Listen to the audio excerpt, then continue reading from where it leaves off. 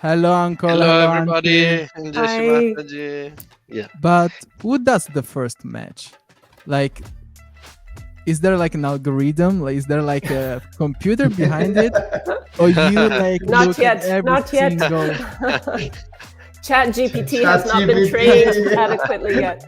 So Shri Mataji had the boys and the girls desiring to get married stand up facing each other, and she said, now everyone take a piece of paper and write the name of the person you want to marry on it. That's incredible. Yeah. Uncle, auntie, I know that you have crazy stories, and I'm sorry to bring the drama, but what is the craziest experience that you have? See, I would say the false application would probably rate up there among the Yes. craziest. The application of someone who didn't exist as on the form. Excellent profile.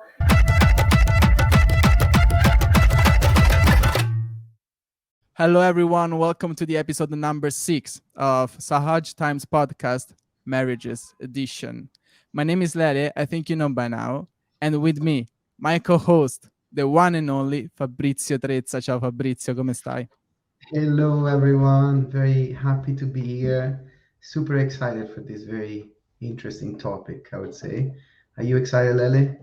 I'm really excited, but you know that I would love to have our traditional fake introductive conversation, but we have 2 guests waiting on the Sahaj Times lobby. So would you like to introduce them, Fabrizio? We have 2 guests that are too important to make waiting, so we won't let them wait.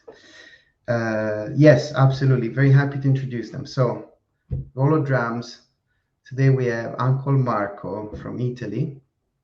Some fun facts: he got married at Ganapati Pule in 1993, and talking about getting married young, he was only 22. So just imagine that. And then the other guest is Auntie Vittoria from the United States. She also got married at Ganapati Pule in 1991. And fun fact, she was matched slash announced the night before. So she had a whole few hours to decide in perspective of how things used to happen before. So without further ado, let's get our guest on the call. Yes, for sure. Hello, uncle. Hello, Hello, everybody. auntie. Enjoy Shri Hi. Mataji. How are you? Oh, very good. Very good. Good to be here. Good. So, welcome to Sahaj Times podcast. You are more than welcome here. And let's start with a basic question. And Fabrizio, take the lead. Super.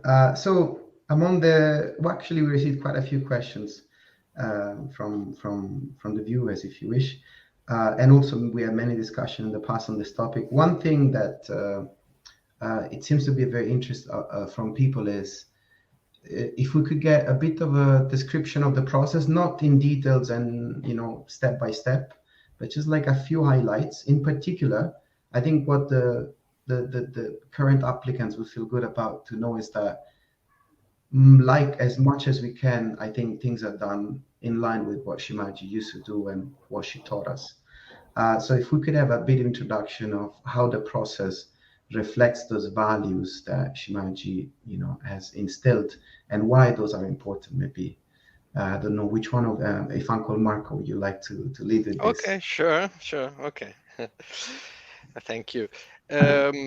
All right.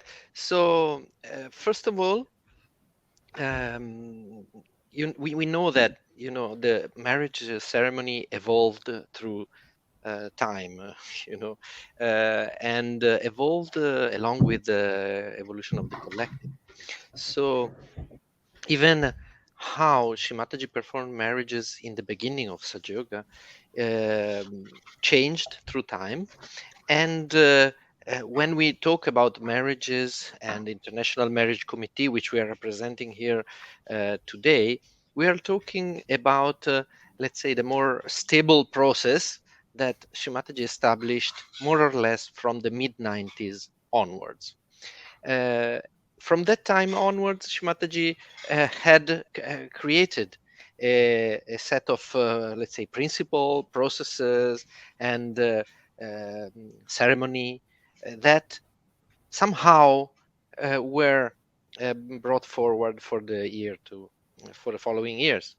And that is what we relate to, and that is what we take as our reference, as the legacy that Shri Mataji has given us. Like in many aspects of the Sahaj collective, also pujas have evolved, and but I would say that there are three probably areas where Shri Mataji gave us guidance.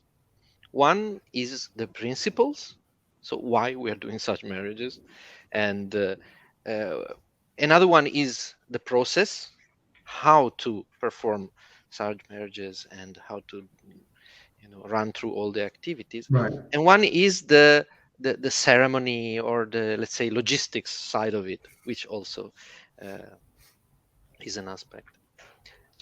Oh, on this, Yeah, uncle, sorry, on point number 2, I think is quite interesting. For example, I assume you're beginning, because I've heard actually, I think, a speech of Shimaji, which was saying that the first step is, you take into consideration, of course, age, height, education, like things that are fairly normal, not, and yeah, then at the end there's a vibrational check. But also, I wanted to confirm, this is how Shimaji used to do it, right? Is that was yeah. the process? It's exactly the same. So Shri Mataji taught some yogis how to do this process, and Yeah, one of these yogis was, of course, Uncle Girkar, who is part of the marriage committee and is an advisor, and he basically had a personal relationship and explanations from Shri Mataji about this. So Shri Mataji taught us that there is, let's say, a human aspect to be taken into account and a vibrational aspect to be taken into account. So human aspect involves a number of different parameters which are related, as you were saying, to age. For example, we cannot marry somebody very old with somebody very young, of course. So we yeah, have to have some balanced marriages in terms of age. Also in terms of education, or maybe sometimes, a background, or physical features, yeah, height, for example. Um, Even we look at even interests, and how people are uh, sort of what are the hobbies of of the yogis even. yeah, yeah, So we try to look at all these sort of human side of things, because people will have to spend their life together for a long time, and they need to relate to each other in a way which is fruitful. Sometimes, they are uh, how do you say, they can be quite aligned, sometimes they are complementary, but yeah. in a way we have to take into account these aspects. And No, sorry, I yeah, was so about to say, on this note, my wife is a month and a half older than me, and we still haven't confirmed, but probably half a millimeter taller. And there was a big decision to make before saying yes. I'm just kidding. yes, of course, I And mean, we have some flexibility. the shoe soles are a big part No of the high marriage heels decision. allowed in the house. Yeah, yeah. And Yeah, I'm yeah. sorry I So interrupted the uncle. no, Yeah, no. I mean, as you're saying, we always, try to follow these aspects, and follow the indications of Sri Mataji, with a grain of salt, of course, and with the we sort of balance and wisdom that we can have in this respect, according to different situations. So yeah, we are flexible. We are flexible on some aspects. On some other aspects, we are a bit less flexible, probably, which when they are related to more, let's say, the principles, and yeah. And one thing also that I think I've heard it at one of the workshops, I just wanted to, I think it's nice for people to hear, is that you could also have a match that falls in alignment perfectly in terms of Yeah, height, age, interest, this yeah. and that. but then the vibrations are hot, and Just then gonna say that, you Fabri. reshuffle it, right? Yeah, exactly. Right. Nothing's going to go through without the vibrational confirmation, let's say. So it's true. It can line up. You'd be like, what a match. And then it's like, oh. So there's definitely those two sides of the process. Which I think is important for the people, at least at the workshop, they asked at that time. And I think it was good to let them know that, because basically before he gets out of the door, the cool has to come, right? Otherwise that's the final decision, I assume. Yeah. But who does the first match? Like, is there like an algorithm? Like, is there like a computer behind it? Or you like not look yet, at every not yet. single... Chat GPT has not been trained adequately yet.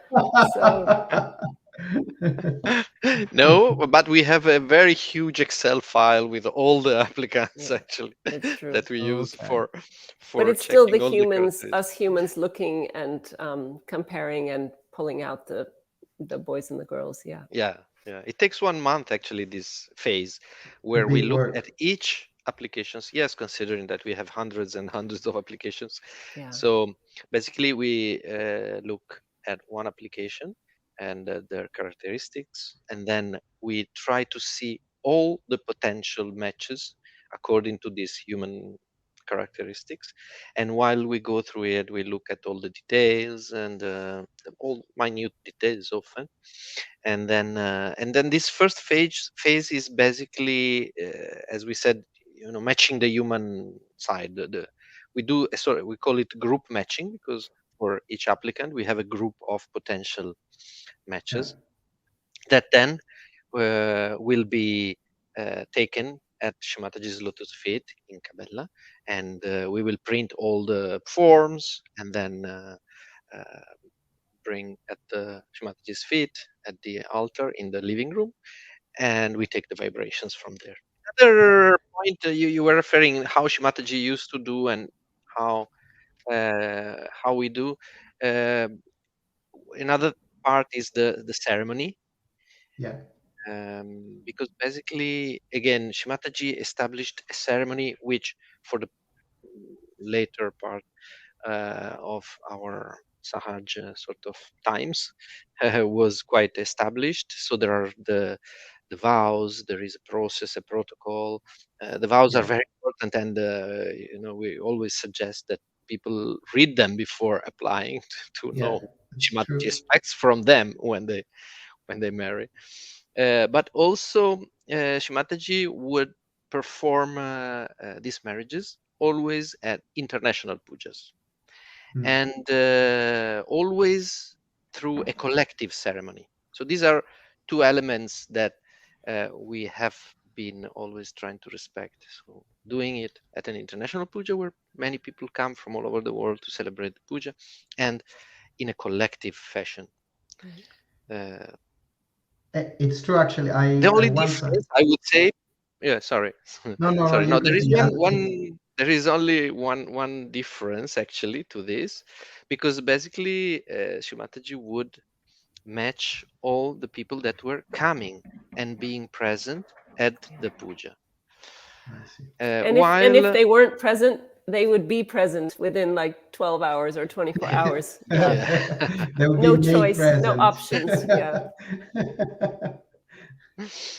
And the decision we took is that as the collective is growing a lot, and there are some areas of the world where probably there is also difficulty to travel internationally, or maybe to Cabella or to other places where we hold ceremonies, we decided that we would do matches also for yogis who are not coming. But I would say this is an exception to the process that we were doing, to give one more chance to those who cannot come. To make it more accessible, basically. Yeah. Sorry, one last follow-up on this, because I mean, I think in the past we spoke about it, and you were saying you receive maybe 600 or 700 applications, right, or something along those numbers per year. And I was saying, in my experience, when I had I participated in vibrational checks, and I had some experience in the US, and we had to check 20, 30 people. And after the number 13, my attention started wavering a bit, like it's not so easy. At the same time, and I'm sure that you feel the same way. I felt usually I do feel vibrations, but not as accurately as I felt on that day I was doing the vibrational check. I felt like this was in the US. Auntie Victoria, you were there, so we entered Shimaji's house to do the VND selection, or the local council, I can't remember. And literally, I started meditating, and the vibrations were so clean. I knew that 10 minutes before I didn't have those vibrations. Like I was certain about it. And then I felt throughout, even though my attention at some point was a bit wavering, I felt I was carried through. So I imagine when you do those 700 applications, you experience that times 200, probably, because you really need the help. Yeah, I would say it's not like a car where they say don't get a car that was made on Monday morning or Friday afternoon. I wouldn't say it's exactly like that, because we're blessed with the collective aspect. So maybe one of us might be feeling that little dip in vibrations, and then there's all the others who aren't feeling that dip. But I do find, at least from my experience, that Shri Mataji arranges it so that the answer comes through us. You know what I mean? And if ever it's a doubtful one, or let's say everyone all of a sudden is tired out and not feeling, we just put it aside, come back to it later. There's nothing like a quota that has to be met, so we're always really focused on that. It does have the vibrations behind it. Yeah, but effectively, I can say that really when you are in that setting, you feel Shri Mataji's presence in a way that it's really unique.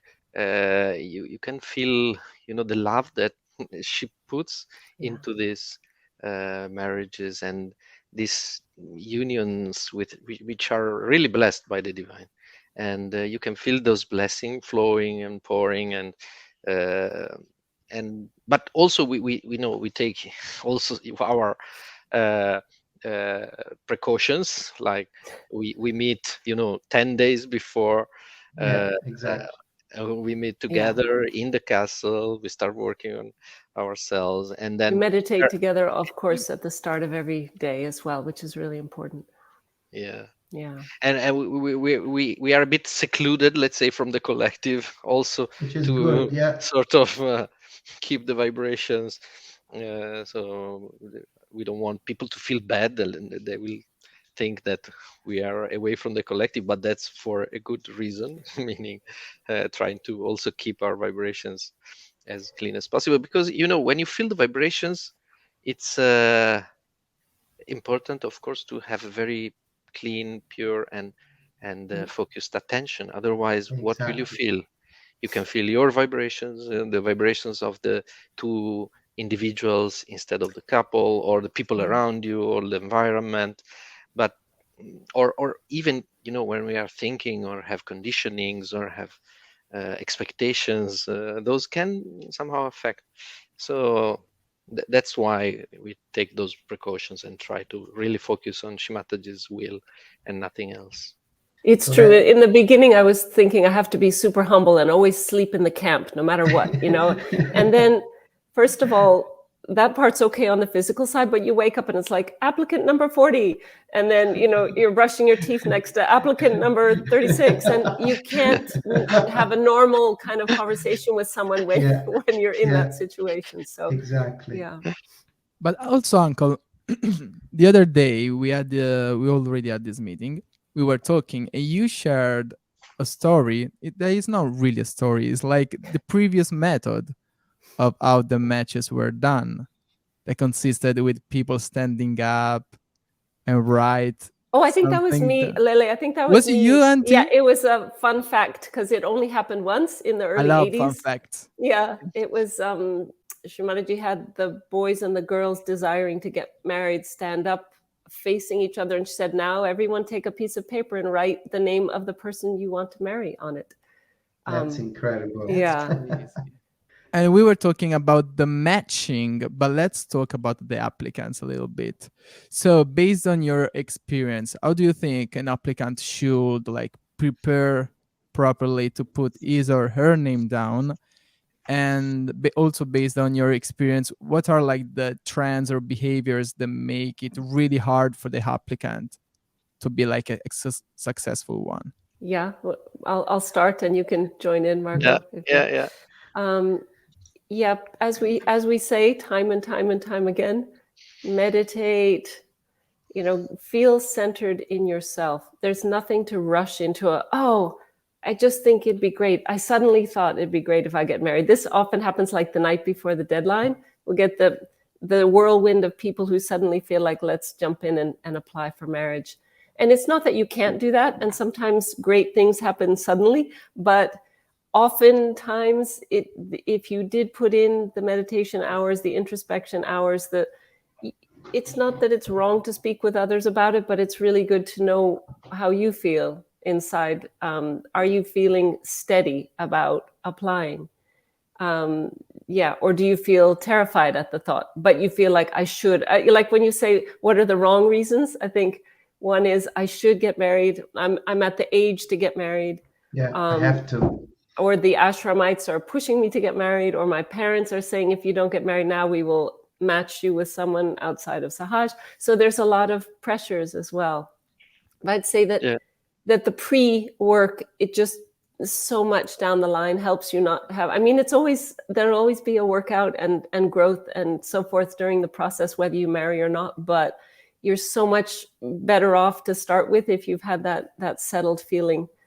How about you, Marco? What would you add to that? Yeah, no, you're right. One is the subtle work that, of course, we have to do continuously and as part of our Sahaj life, and that needs to be there.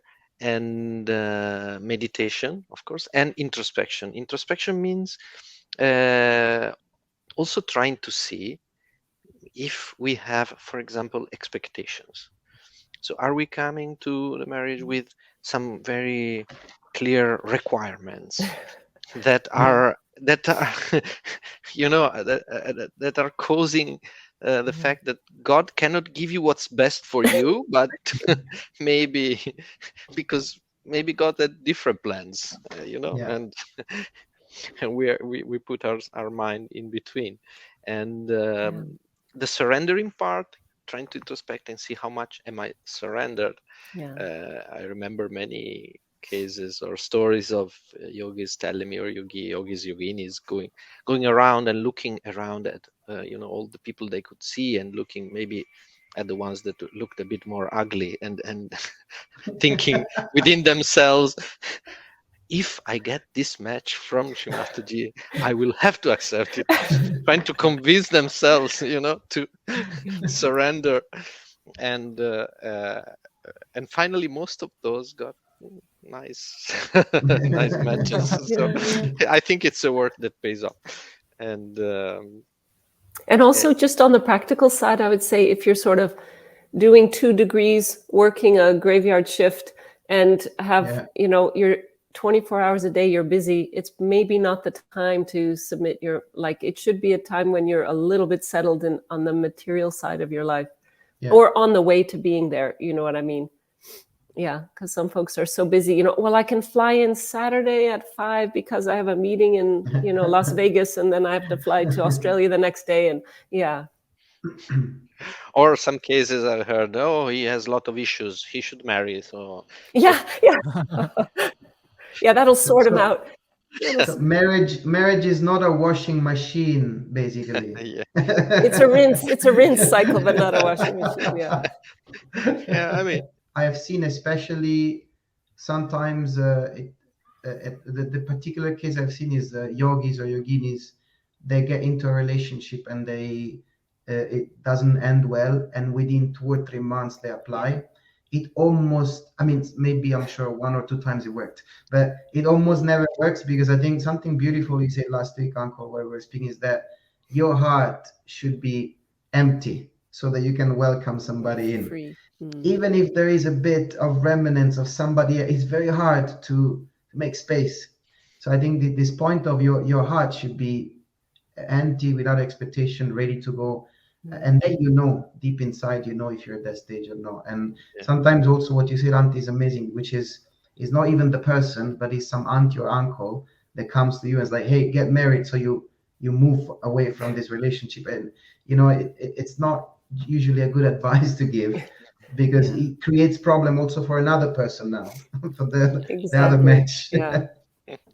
But also on the other side, I would say that nobody can expect to be ready 100%. Yeah. Yeah. That's true. Nobody is ever ready, to Yeah. change their life so much, and probably some work needs to be done through the marriage also, Yeah, you know, yeah, for our own individual and Yeah. family evolution, and so we keep Yeah. something also for the marriage to they work out. have to work out. Good point. And what about some practical right reasons to put your name down? We have talked about the wrong ones, but what are the right ones? That are not like Sahaj wise, they are not like, oh, you're a good yogi or stuff like that, Mm.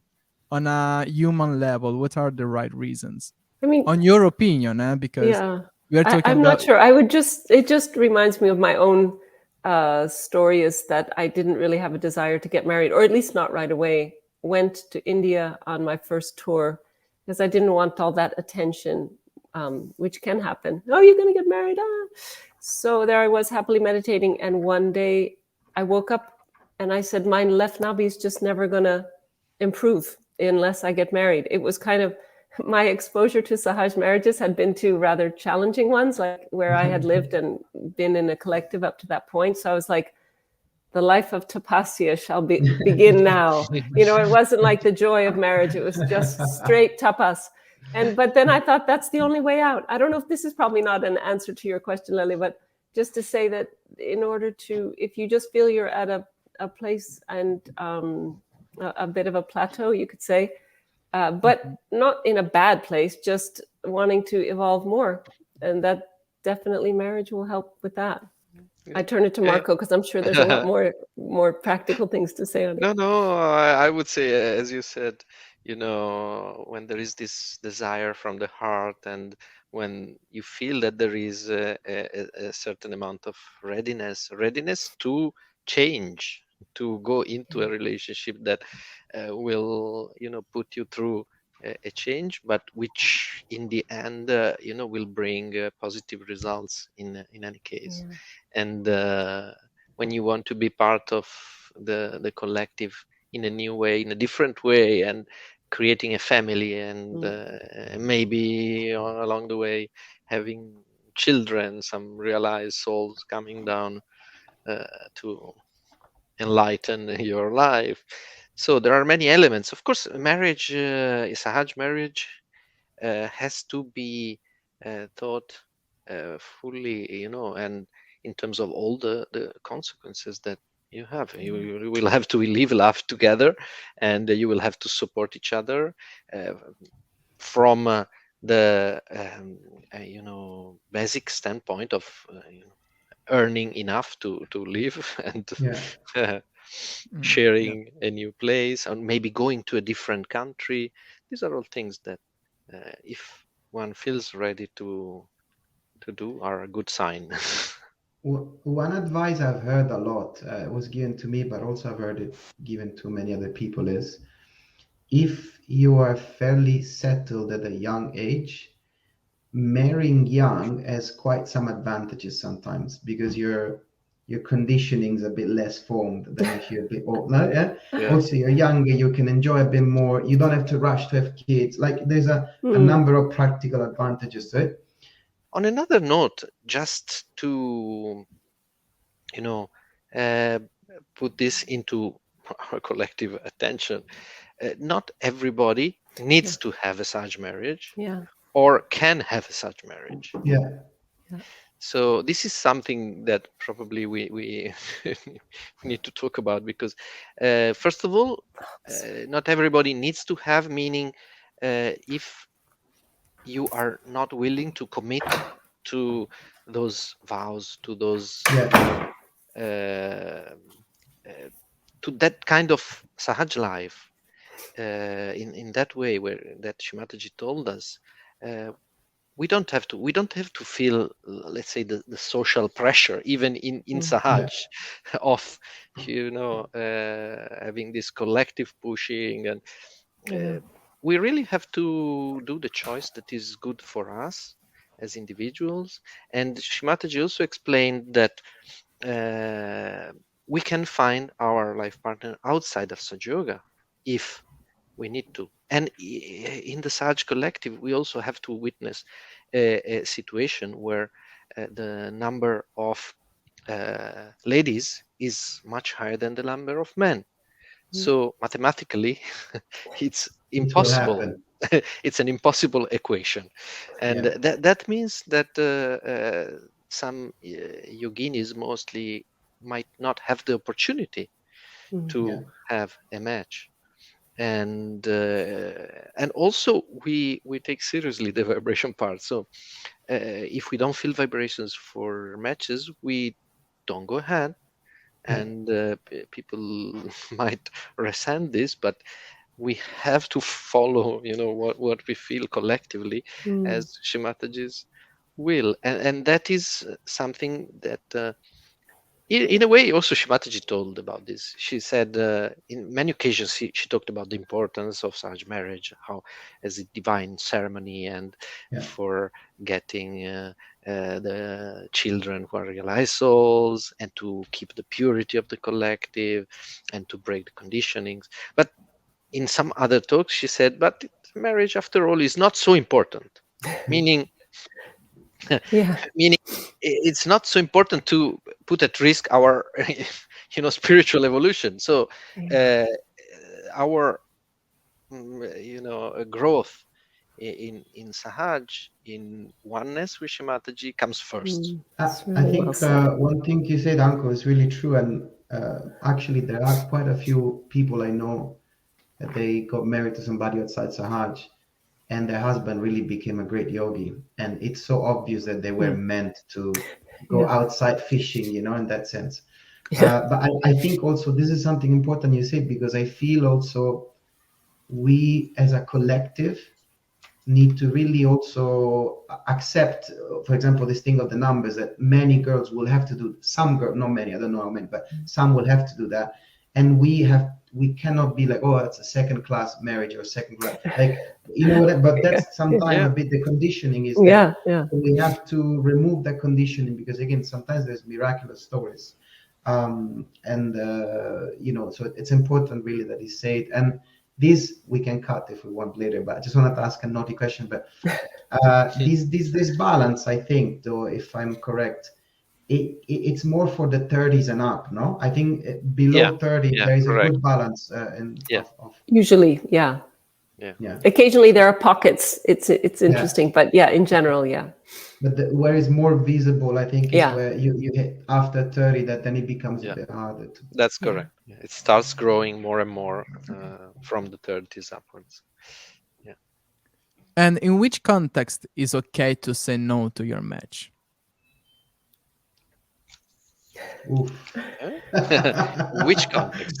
I think again, I can I'll share try to something. refer to Shimataji's words when she said, better say no before than after marriage. Yeah. So this is one definite point that. I can share a little story after.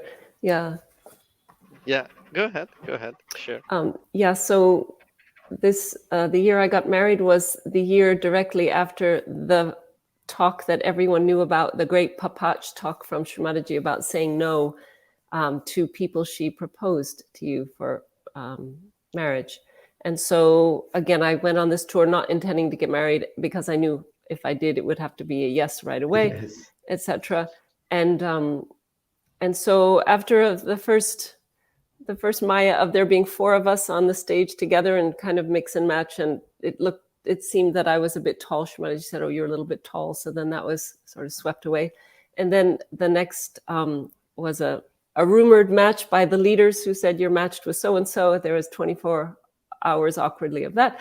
Then came the match with someone who seemed rather strange, like a little bit crazy, and but he was the official match that I, of course, could not say no to, because Shri Mataji said, don't say no to the match.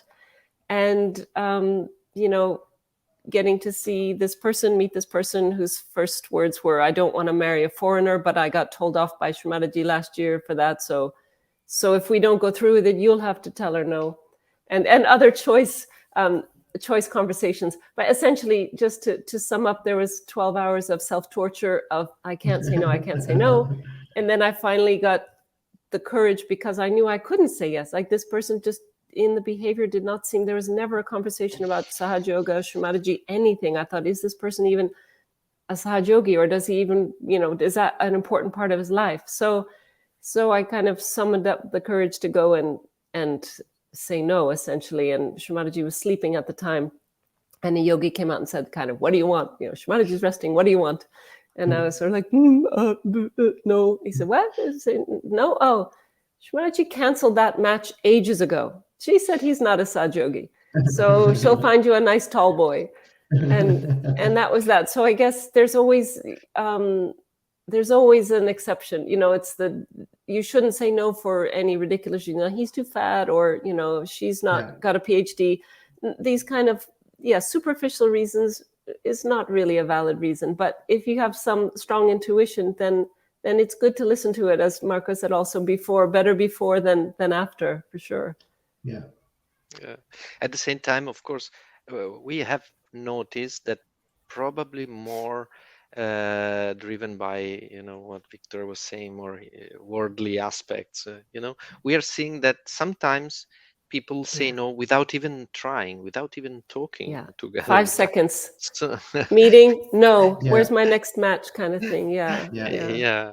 And that is why we are very cautious now, more and more, with the whole rematching process, because in the past, of course, Shri Mataji did it, but she did it for specific cases often, and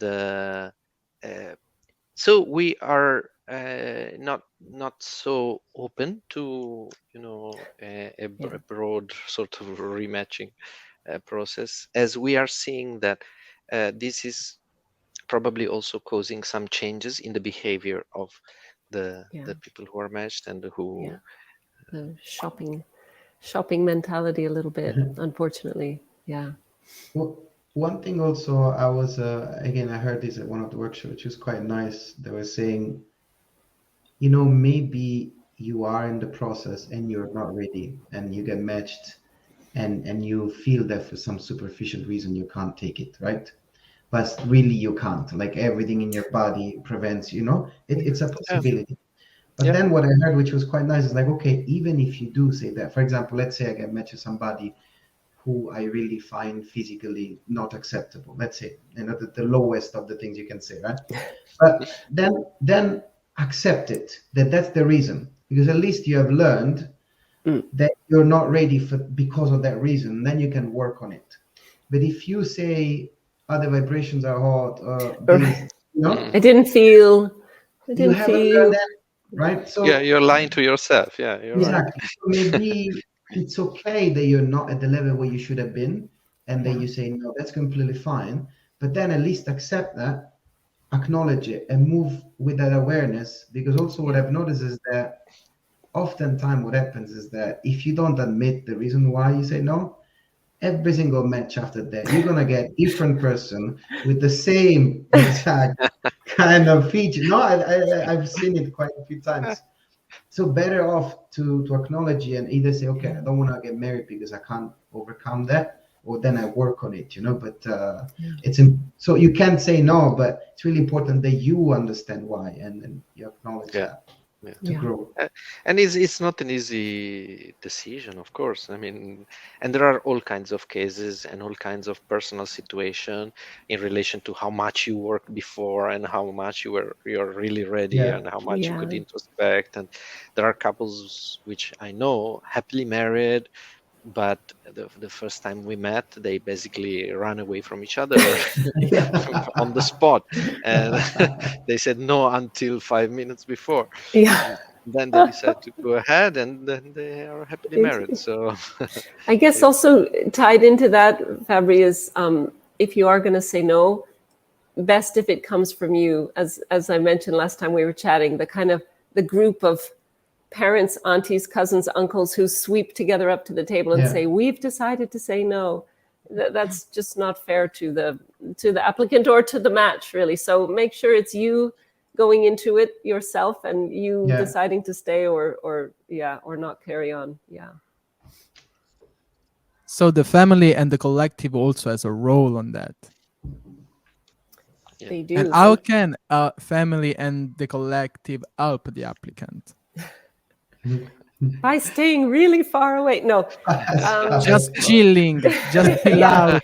A little bit not so intense. Of course, vibrationally from bandhans from afar, but it's true that there's the kind of marriage fever sometimes takes over, and it's like, you're gonna make, yeah, don't worry, but no doubts, no, don't worry, push, and then you do get swept in it, as you know, already your emotions are kind of on high alert because the whole process is very intense, and then you've got the kind of the crowds telling you what to do. So I'd say, yeah, I think just a respectful distance. Be there if you can advise, especially maybe an older person, a little more detached, rather than your bestie who's had a dramatic experience of their own or whatever that would influence their advice to you.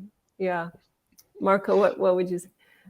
Yeah. I mean, as you said, in most cases, a gentle sort of support would be best, not to fall into that pushing and pressure that is not doesn't do any good. But as I was saying last time, some people maybe a little nudge. They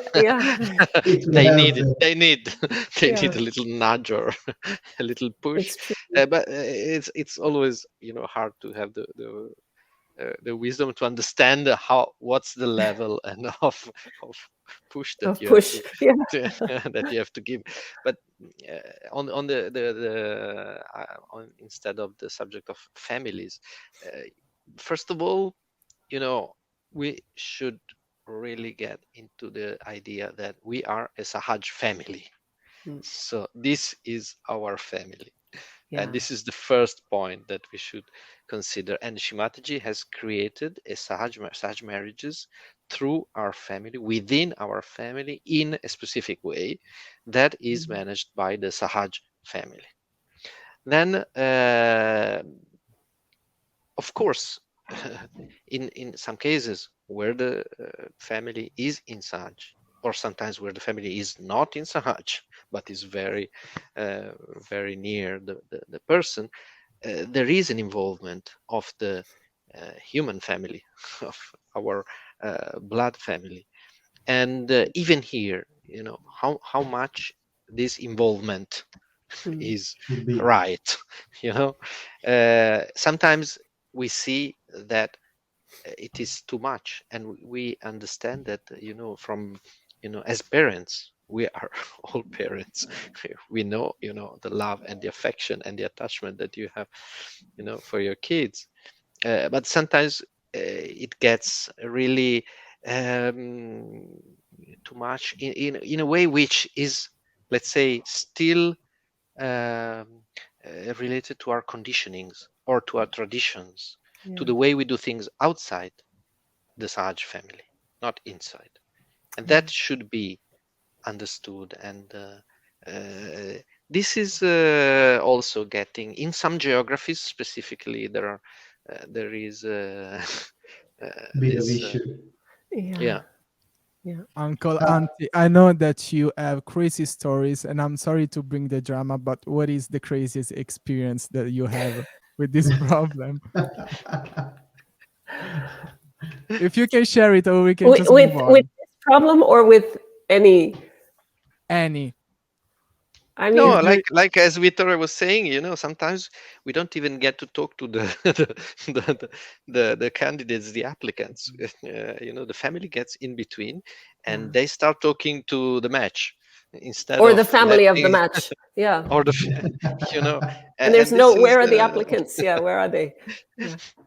But it seems they don't have choice, which is not the principle that sort Yeah. of Shri Mataji also established through these marriages, which are based on vibrations. Yeah. And, But and sh- but if you want a crazy, I would say the false application would probably rate up there among the Yes. craziest. The application of someone who didn't exist as on the form. Excellent profile, excellent recommendations, salary, etc., but was not a real person. uh, Model picture. Yeah, yeah. AI generator generated This was profile even picture. more accomplished because it was before AI, so there was the skills were there for sure. The But tricky skills. yeah, this totally blew my mind when you told me this, Auntie. But why? Like to test if you were like on point vibrationally? Yeah. Uh, Perhaps, yeah. I mean, like yeah, Marco said, luckily we did. I mean, we sussed it out pretty quickly. But maybe it is just a test to see that we're all just honestly there doing the work um, and hopefully as instruments of Shumanaji. Yeah. And this actually takes me to the following question because I was wondering how can you check if someone is not lying on the application? So you've yeah, hit on a very key point to the marriage process for sure. It's the trust of that what's on the form is correct, and that if it's not, someone along the line will know either the person giving the recommendation or some facts that come to light just in the nick of time. Like there definitely have been, sadly, cases where some misrepresentation has gone on, and I mean, our job, and also vibrations can even be cool in a situation where there wasn't 100% truthfulness on the form. So that adds another layer of Maya to it. But that's why we seriously rely on the forms of the folks who are vouching for these candidates, giving the recommendation. I mean, one person phrased it like, you should feel, would you be comfortable with your own son or daughter being matched with this person? Like before Yeah. putting a form through, how comfortable are you recommending this person for marriage? Yeah. yeah. And as you were saying, the responsibility of the local collective and the local coordinators and the country coordinators is very high in this context because they can literally evaluate the applicant from Yeah. from all sides, and they can also overcome the language barrier that we have, because after all Yeah. we speak English, we don't speak all languages, and verify if all the elements, if there is a completeness of information that sometimes might not be there, or even understand how prepared these Yeah. yogis and yoginis are. It's not just a matter of thinking, okay, I'll pass it over to the IMC because anyway they take the vibrations and Yeah, Yeah. exactly. Yeah. but even Shmataji relied a lot on leaders. She would ask them Yeah. Yeah. questions about candidates and why this is so and why this is so. I mean, she knew everything. Why did she need to go through coordinators and leaders? Because the leader has a role, Mm. as the head of the family, of their Yeah. own family, their own collective, their own Yeah. country. They are the father, the mother of their collective, and they have to take that role. And in this context, it means literally doing a very important work of screening and knowing better the person. Yeah. And we Yeah. know it's not always easy. In some Yeah. countries, there are people living in remote places where there is not even a coordinator or they are alone. How Yeah. do you screen them? There are some situations like that, and somehow we have to deal with that. But yeah, and also I would add that not only the important role is in the process when screening the candidates, the applicants, but even before creating the right environment in their own, Yeah. Yes. in all the different collectives and countries, Yeah. uh, Yeah. uh, explaining what is marriage, talking about it, maybe doing little workshops. And again, Yeah. we can help, but we don't know all the languages of the world. So we are trying to do, through our workshops, our evening programs, testimonies, this podcast and all the occasions we have, we try to spread the culture of self-care. Yeah, there was one year. There was once when one of the countries sort of took the initiative to have weekly meditations. They would one applicant would guide it the next week, the next applicant. They got all the applicants together. That's for the ones who probably weren't shy to say they were applying, and they had these almost for the whole year before the marriages. And honestly, every single one of those candidates, it was such, we noticed the difference. They were solid, vibrations were solid. When we checked the matching, it was very clear cut.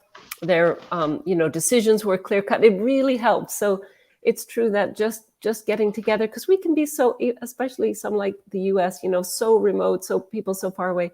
It's just so important to get together, have that vibrational depth together, which really serves you in good stead later on.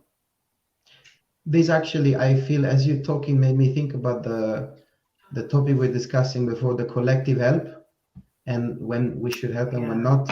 You could almost, from what we're saying so far, you could almost say that if you really want to help somebody, the best time to help them is before the match, right? Yeah. 6 months before. Actually, I have this story of somebody, I think she was from Romania, and she was saying that 5-6 months before she got married, some auntie from the collective reached out to her, and he says, "Hey, I know you put your name down, this and that. It's like, do you mind if I work on you?" And they didn't even spoke about marriage, but she's like, every single week, this uncle met me and worked on me. And then she's like, if ever you want to talk about something, you can let me know. If not, I'll just massage you. So for 6 months, every week, she got this personal attention. And she said, I felt like I was taken from here to here. And then when I got matched, I was ready.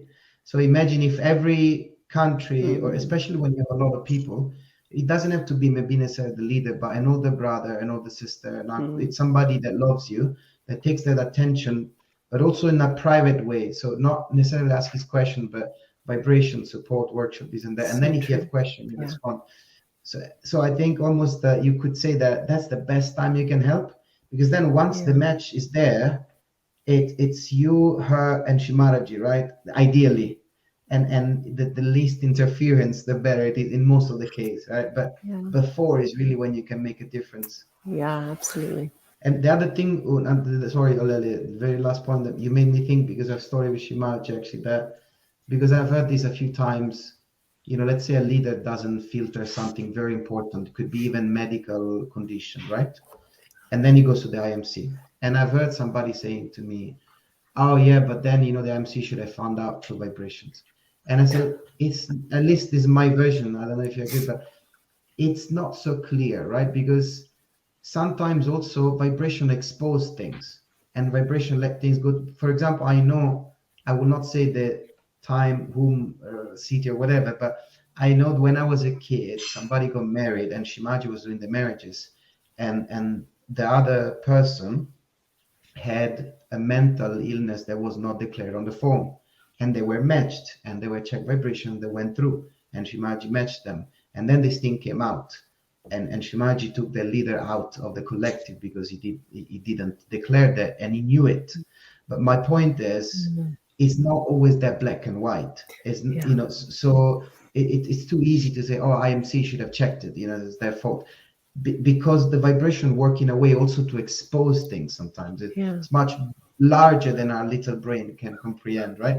So I think the best way is if each one of us really does his job. That's the best outcome. Yeah, absolutely. And so we have talked about how to help, how the collective can help the applicant, but also how can the collective help the IMC?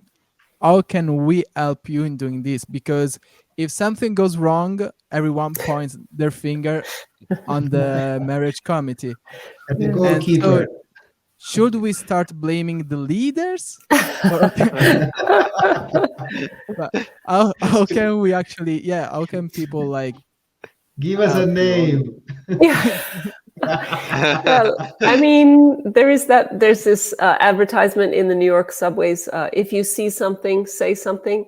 So I would say with discretion always. It's not a question of gossip, but if there's something that that's rather substantial about a candidate, then it's perfectly fine. And we were very grateful. That happened twice last year. Someone approached us and said, listen, it's, this is the story about this particular person. And so we could, act accordingly. But if no one had come up and we had just gone along and the vibrations were cool, and, so actually, yeah, in one case it did happen that we didn't get the information until after the match was made. So yeah, if you know something that has a bearing on a candidate, especially of a serious or medical nature, it's definitely much appreciated to feel confident. It's not like you're you're betraying someone. It's actually important that everyone, it will be kept confidentially, obviously, within the team, but it's just important that situation, the human dramas are averted as much as we can. The divine dramas we don't have a control over, but the human ones we maybe can. Yeah, and I think it's very difficult to control all the variables in this context, because marriage is something that touches so many different points at individual level, how people are, how people sometimes behave in the collective, but then behave differently when they are individually or when they are as a couple, and how they were brought up as a background, the background of their family, the background of the country, and the collective, the local collective, the country collective, the coordinator, the marriage committee also. I mean, there are so many elements that are into this picture. And the thing is always, I mean, we as a marriage committee, we always try and we always pray every morning, to be as much as we can Shri Mataji's instruments. And I think, if all the people that are involved in this process are doing that and literally trying to see if they're trying to please Shri Mataji or not, that would be the guiding sort of light, in this for each and every person involved. Also, Lele, as a non-applicant, let's say as a friend or even as family, there is this, I said the other time, and I think it's a really nice story. Once I got this advice, it was from Malik. He said something very beautiful. It's like, it's a personal journey, so you can't really be aggressive with it. At the same time, as Uncle Marco was saying, some yogis will need a little push, a little nudge from behind. So how do you know when it's your turn or not? And he said his thing is like, what I do is I just put my attention on the person. I give abandon and I say, Shri Mataji, if I am the person supposed to talk to this person, please let the condition happen. Let the person come to me. And then you give abandon and just give positive attention to it. And I tried this, and it's quite amazing because 8 times out of 10, it didn't happen, which means I wasn't supposed to talk to the person. But it's great because, again, I think most of the time you do damage if you're not the right vehicle. But the 2 times I went to talk to the person, it was insane. Like, I said something so random that happened to be, like I said, but it's obvious you love art, you're gonna get an artist. And the husband was an artist, like things that just don't make any sense, but it happened. Right. But to me, that's the magic, is that if you, as a friend, as a support, you just give vibrations, and then you purposely ask Shri Mataji, if you want me to be the vehicle, show me a sign that I need to be a vehicle. But then if you don't get the sign, just respectfully, stay on the guard and give abandon. That's great. I think that's really a very safe way to deal with the whole marriage collective happening.